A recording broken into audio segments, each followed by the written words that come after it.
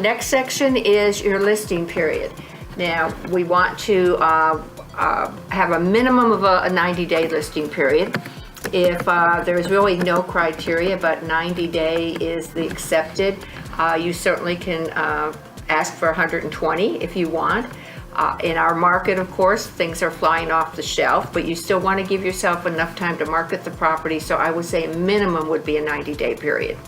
So you're going to put your start date and then an end date as when the listing will expire. Of course, you want to put the agreed purchase price. So you will come to that price. I'm sure you already have, since your people have committed to give you the listing. So what $550. $550? Great, great. That's a very nice listing. And number 4, what do I put in here? That the seller, does allow you to assist in the negotiating and marketing the property. So that would definitely be a yes. Okay, number 5, brochures. Okay, brochures, I have already given you. Protect yourself from listing your home. Your home was built after 1978, so we do not need a lead-based paint. ABCs of agency is something that I think all my sellers and buyers need to have a copy of, because it explains to you how we represent you in Georgia.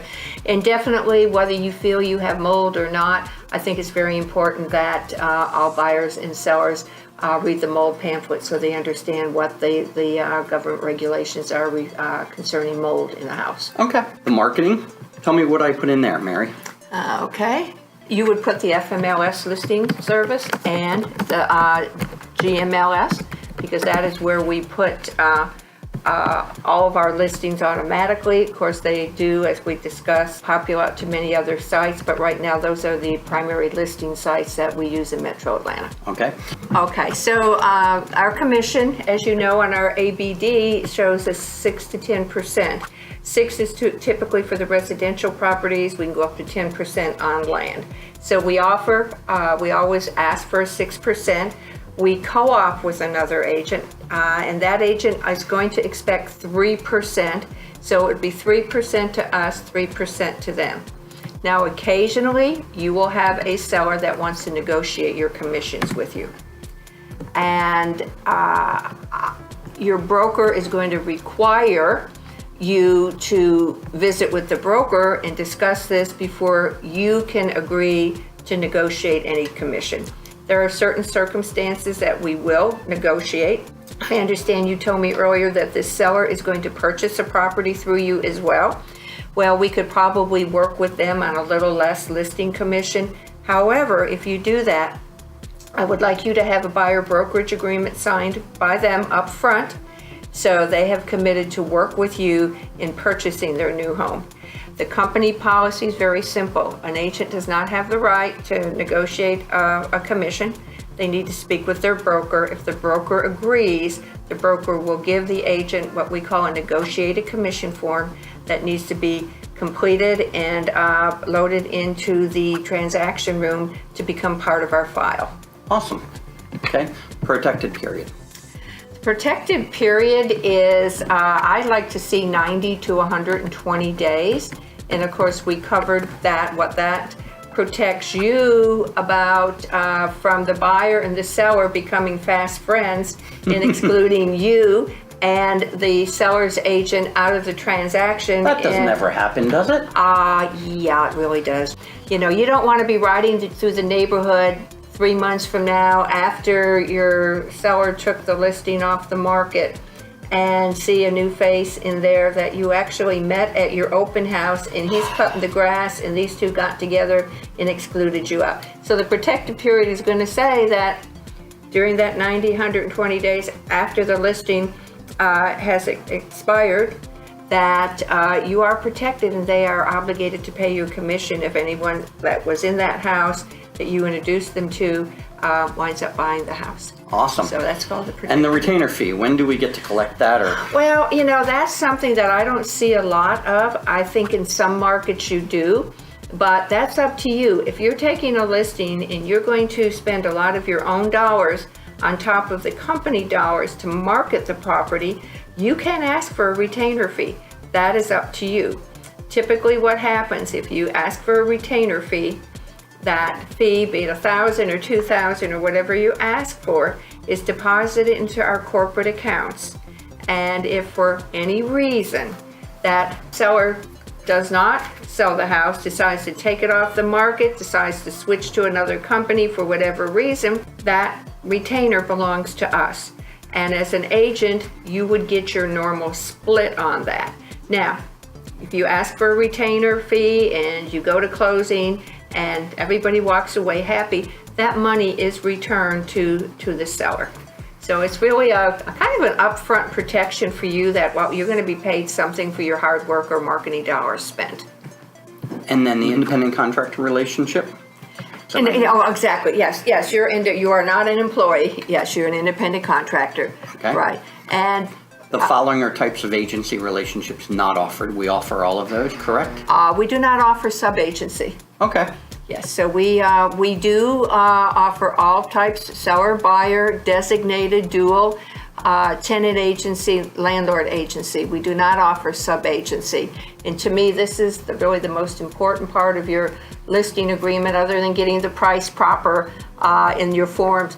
But your seller really needs to understand who represents whom in the transaction, and what happens if there's two Berkshire Hathaway agents involved, or if I happen to sell, or you happen to sell the house yourself, which doesn't happen often, but it can. Mm-hmm. So everyone clearly needs to understand how they're being represented. And where would that be? transaction. Where would that be if I did sell my own listing? Would that be designated or dual? If you sold your own listing, it really would be dual agency if you had a buyer brokerage agreement with the buyer.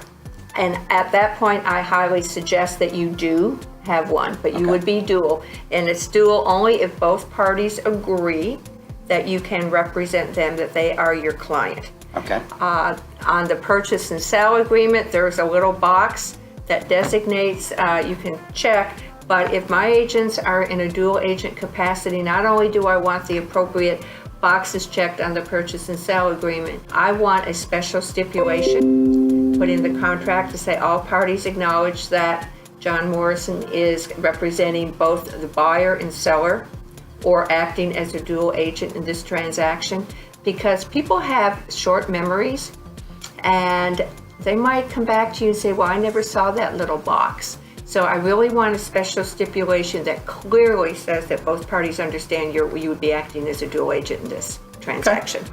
Awesome. Special circumstances. Do we only check these boxes if there are certain special circumstances? Absolutely. You would only check them if they're appropriate. And what if you don't know about it at the time of listing? Is it become an issue later on? It could. Bankruptcy. We have to ask that question. We experienced a few years ago where, as people were going through hard times, they would put their house on the market without telling us that they had filed for bankruptcy or foreclosure, or they're going through a divorce. And there are specific laws in Georgia as related to those situations.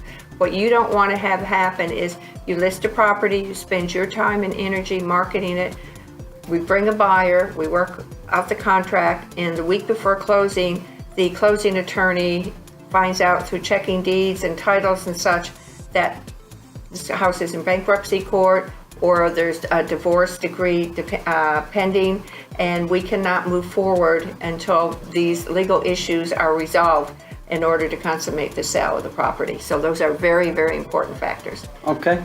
And then down at the very back of the pages here, Mary, there's a couple of other things. Finish us up here about those are special stipulations, correct? Right, Okay.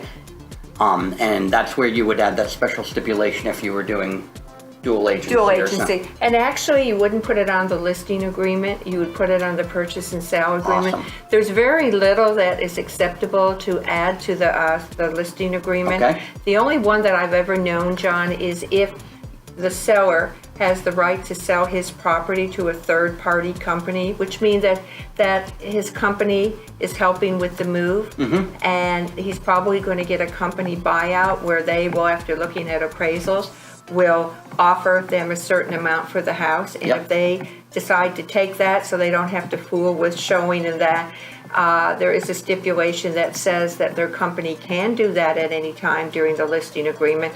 And quite frankly, you could lose the listing. They could assign it to someone else and you would not be due a commission. Other than that, on the listing agreement, I don't know of anything else that I would really put in there under special steps.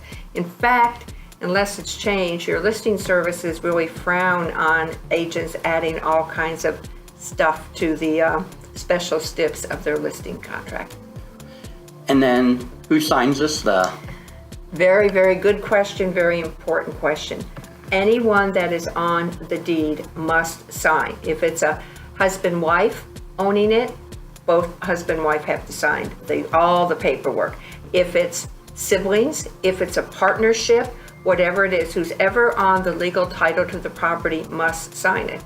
Now, if you only get one signature, you have a very voidable listing, and that seller would have every right to pull it from you, no questions asked. So make sure that any of this paperwork that requires signatures or initials, that all parties that are on the deeds must sign an initial to make it valid. And you would get that information from the deed in the first step where we Exactly. talked about Absolutely. that. Okay. And then Absolutely. obviously, as a broker or as an agent, we just sign here using DocuSign, and we can send this out through DocuSign. Is that correct? Absolutely, absolutely. Awesome. Yeah. Well, thank you, Mary. I really appreciate it.